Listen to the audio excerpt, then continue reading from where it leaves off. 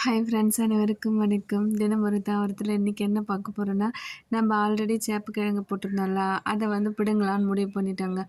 ஏன்னா அதில் பூனை வரப்போ காட்டக்காசு பண்ணுது, பத்தாததுக்கு எலி வேறு நோண்டி நோண்டி வச்சுட்டு போதா, சரி எதுக்கும் இல்லாமல் போயிட போகுதுன்னு சொல்லிட்டு தான் நாங்கள் அதை எடுக்கிறதா முடிவு பண்ணிவிட்டு எடுத்தாச்சு.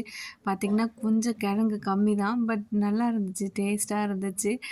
என்ன பார்த்திங்கன்னா ஒரு 2 செடி தான் இருந்திருக்கும். 2 செடியில் வந்து இது வந்து கம்மி தான். ஃபஸ்ட் டைம் நம்ம வந்து ட்ரை பண்ணி ஒரு அறுவடை செய்கிறோன்னா அது வந்து ஒரு ஹாப்பி, சொல்ல முடியாத ஒரு ஹாப்பி மனசுக்கு அப்படி இருந்துச்சு.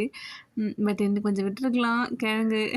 இந்த பசங்க படத்தில் வர மாதிரி இன்னும் கொஞ்சம் விட்டுருக்கலாம் லீவு அப்படின்ற மாதிரி கிழங்கு இன்னும் கொஞ்சம் எதிர்பார்த்தேன். பட் பரவாயில்ல, ஃபஸ்ட் டைம் தானே, நெக்ஸ்ட் டைம் வந்து பார்த்துக்கலான்னு சொல்லிட்டு வந்த வரைக்கும் சந்தோஷம் அப்படின்னு சொல்லிட்டு தான் ஹார்வெஸ்ட் பண்ணியாச்சு. இதில் ஒரே மண்ணாக இருக்குது. நான் வாஷ் பண்ணிவிட்டு உங்களுக்கு காமிக்கிறேன் பாருங்கள். இது வந்து 2 செடி தான் வச்சேன் நான். 2 கிழங்கு சின்ன சின்னதாக காஞ்சு போயிருந்தது, நான் அந்த உருளைக்கிழங்கு கூட வைக்கிறப்போ. இப்போ இதுலேருந்து வச்ச கிழங்கு தான் இது எல்லாமே. இது மாதிரி குட்டி குட்டியாக இருந்துச்சு. இன்னும் 2 கிழங்கு மறுபடியும் நட்டு வச்சுருக்கேன்.